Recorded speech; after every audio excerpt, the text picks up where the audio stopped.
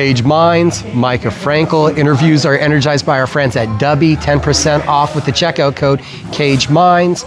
Go over to Barber Gabe's Fades here. Coors in Central and Albuquerque, New Mexico. Look your best for the Halloween season and the holiday season coming up. We got UFC Vegas Fight Night 111 in the Apex, and Josh Hokit standing by with me now, making his official UFC debut. How you doing, sir? Good. How are you? I'm well. Awesome. Man, you've got this incredible athletic background and this story from the incredible wrestling accolades and football that led to your college career. Like, how long into growing up did you know that you were like a different athlete? I mean, I don't think I realized it until I was in high school, and then I got the opportunity to do both sports in college, and then I don't think you ever realize until you actually make it happen. And then so I was able to walk on to Fresno State, earn a scholarship, and then also wrestle on the Fresno State wrestling team, and then eventually become All-American. And then I was like, maybe I am a different type of athlete. So yeah, I mean, it started from a young age because I've always been doing those both sports at a very high level. When I was wrestling, I became a national champ when I was 6 years old, and then when I turned 8, then I started playing quarterback for the football team. So I was always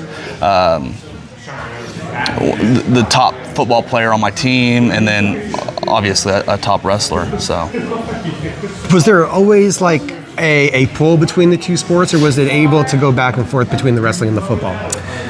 Yeah, luckily they're in 2 different seasons, so I was able to balance it fairly easy. But I did have a crazy wrestling dad that only focused on wrestling for the most part, and so we kind of just fit football in where it could fit in. Because wrestling could be year-round if you allowed it to with the freestyle season. But yeah, every time football season came around, we stopped what we were doing and we turned our focus to football. With being so focused on the wrestling, as you said, you and your dad, what was the decision like after college to go into the NFL, to follow which athletic endeavor? Yeah, I wasn't sure if I was gonna go to the NFL in the first place because it was COVID that year, and I was still doing wrestling at the time. And you're supposed to have a combine in order to even get looked at. And so I was like, without a combine, with COVID going on, I didn't know if a team was able to even look at me or knew who I was. But sure enough, the 49ers, they called me, and there was a handful of teams that, reach out. And so I was like, I mean, I can't pass up this opportunity. So that's how I transitioned to that. 2-time All-American in wrestling, and then I think I read over 1,200 yards rushing. Am I under there? Yeah, I want to say 1,700 total yards altogether with the rushing and receiving yards. 17 touchdowns total as well, 2 passing touchdowns as well. Yeah, many people think I was just a fullback where I just blocked. I was just the extended lineman. No, I actually played running back in college, so I'm a decent athlete. That has been apparent so far from what we've seen in your MMA game. Did you know that your athleticism was going to be a key attribute for you, an advantage that you were going to have over most guys coming into this career? Yeah, I think it has to be, especially, it was kind of eye-opening for me when I wrestled heavyweight.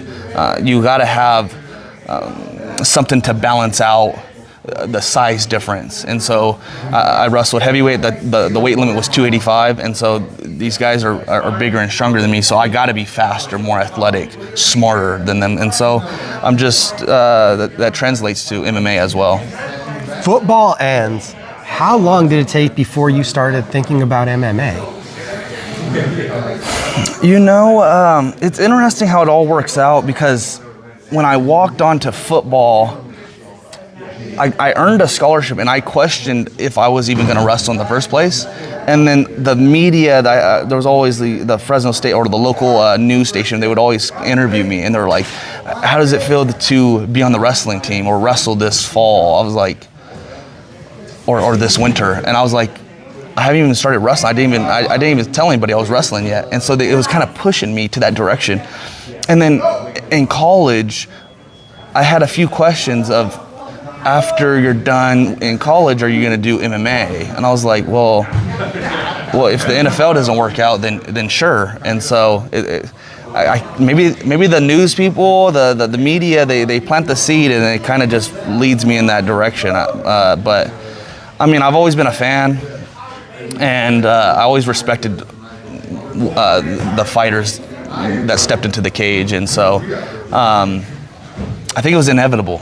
I think it was destiny, and I'm a real competitor, and I love one-on-one sports, and that kind of drew me in. California, born and raised, went to a California college. How did we end up in New Mexico then for training? Yeah, my brother, he started doing MMA first. He was a Bellator fighter, and so he moved out here to start training. And then I kind of I ended up going to Vegas first, and I did 6 months over at Extreme Couture. And so I kind of got my feet wet over there. And then I needed to branch out. I needed someone to actually teach me how to fight, and no better coaches than Mike Winklejohn and Greg Jackson. So I followed my brother, and then I checked the gym out for a few weeks, and I was like, it's not the greatest place to live, but I mean, this is what I need, so. We've seen your wrestling credentials and them come into play in MMA. So how weird was it? You've already got that wrestling in your background, but what's the process of learning how to fight? Because I don't think many people that watch the interviews, a lot of the audience, just get that thought in their head. You have to learn how to fight, because a lot of people are like, I'll jump off my couch and go fight if I got to fight my neighbor. And I mean, a lot of people have that perspective. I mean, we all think we're tougher than we really are, and especially a wrestler. I mean, I can't even tell you how many wrestlers probably sit at home and be like, well, I could just take that guy down and I'll win the fight. But I mean, the sport has evolved, it's a different day and age. You can't just wrestle and win like that. Maybe at heavyweight, but you still got to be in shape. And you see even these guys at heavyweight in the UFC, they wrestle and then they get tired. And then, I mean, a recent example is that Egyptian wrestler. I mean, Hamdi, I think his name is. Abdullah Awad. Yeah, and so he wrestled and won pretty easily, but then they cut him. So it's like, that's not what the UFC's looking for, and you got to evolve the game. If you're gonna go all in on wrestling, it better look like Khabib, and you better put damage on the guy. I'm not even trying to defend Hamdi. I don't think he was cut. I think they just had his deal and they were like, bye. It's not worth it. Yeah, I think he fought his 4 fights out and just said goodbye. Okay, so, I mean, but still that same notion. You can't be boring. Exactly. And so, I mean, he won 3-4 fights. And so, I mean, you would think he would be re-signed, but it's like no one wants to see a wrestler just lay on his opponent and not do any damage. And you kind of see that with the Almeida fight as well. But so you gotta have, if you're gonna go on to wrestling, you need to find a way to get him out of there. That's the whole point of fighting, is breaking imposing your will on your opponent. And that's a great segue to how you implement your wrestling game, because we've seen you go from, I think I was watching one of your LFA fights recently, where you had the back, you started roll, you got right back off and went to the wrestling, started the ground and pound, and then went back to putting your hooks in. It looks like everything you're doing is aggressive and offensively minded. Yeah, and so I'm real conscious of that in practice as well. I need to not just wrestle, but how am I going to get this guy out of here, and not just use my wrestling and then just lay on him, but how to wear the guy out. Maybe I will hold my position for a minute or two, but it's all to wear you out, and I know you can't keep up that pace. And even to the point where pace, that seemed to really break your opponent in the Contender Series fight. It was all those mat returns, just the grueling amount of energy that you made him expend in that first 5 minutes seemed to demoralize him for the rest of the fight. And I think most heavyweights, they have maybe one good round in them, wrestling-wise. I mean, you could look around gyms across the world, and you could show up to a wrestling practice and you probably won't find many heavyweights doing that type of practice. And so I choose to do that every day, so I just get used to the grind. But yeah, I mean, it's tough to make a heavyweight body grapple like that. And so it wasn't just that guy. I think I could do that to every opponent. I feel like between the 20 years now that you've had of wrestling or something almost, and then that fullback activity where you were blocking at a point, we see you really embracing that physicality and willing to grind into that physical nature where some won't. Yeah, I learned that as well in wrestling, where it was like make the guy work to get up. You just be a grinder in every position. Just be grimy.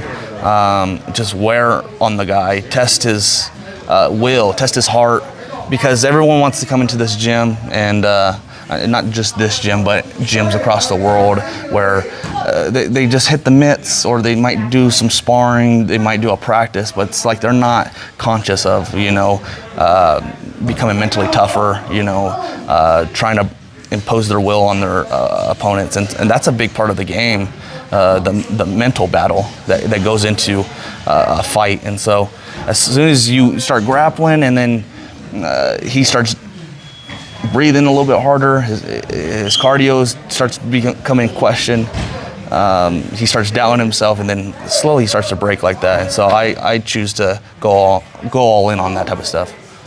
Easy to say that Max Gimenis, your opponent for your UFC debut, this is going to be the most credentialed grappler that we've seen you live on the mats with. Does that give a certain kind of almost excitement towards this matchup? Yeah, I mean, because it's going to answer a few questions. I mean, this guy is a big Brazilian grappler, and so people want to question my size in the division, and so I think this will answer a lot of the questions, and on top of my grappling level as well. This is a Brazilian Jiu-Jitsu versus American wrestling, and I'm here to prove again that American wrestling is number one. We've also seen that you've had this ability to just open up your personality. You broke the internet with some of your post-fight speeches. What is it about being under the bright lights that kind of brings Josh Hokit alive? Yeah, it's more of like it's kind of like cliche to say, but it's like an alter ego type thing. At least in my mind, that's how I portray it. Where like the Incredible Hok comes out, there has to be a beast that comes out when you step into this octagon, and so I kind of use that for the post-fight speech as well, and the interviews after, and so I'm just having fun with it. We knew that you were a top-level athlete coming into MMA, so I'm sure there was a lot of expectations. But is this just kind of the trajectory you expected, or have you surprised yourself with these 6 fights and going from big stages like Bellator, the LFA, to right away the UFC? I think it's just the expectation. I mean, I've been at a high level for a very long time. And you even see that with like, after doing the Contender Series, you see all these athletes and they're all crying after getting like a contract. And to me, I was like, I mean, we're still fighting for 10-10. We're still broke. This ain't the life that we're trying to live. This is a good starting point, but it was a familiar feeling because when I was in the NFL and on the practice squad, it was like there's a sense of complacency just because because even on practice squad you make a decent amount of money, but I mean it's just not the end goal, so we can't lose sight of that. And so I mean just a UFC contract is not enough for me. I got to be the UFC champion. I see what you're saying, those bigger goals, but I think it's important to savor those moments leading up. So I wanted to know real quick, what did it mean to you having the LFA fight at home? Yeah, I mean being able to fight in front of my hometown, I mean it was a dream come true. It was a blessing. I'm very grateful for the LFA organization to even allow me to fight in the Central Valley. And so it did mean a lot because all my friends and family, they were able to travel a short way to come see me fight. Do you see the opportunity available in the heavyweight division? It feels like this would be a great time for you to be entering the UFC because it's wide open. Looking at Walter Walker, you put together 3 wins, you're right there in the title mix, maybe 4.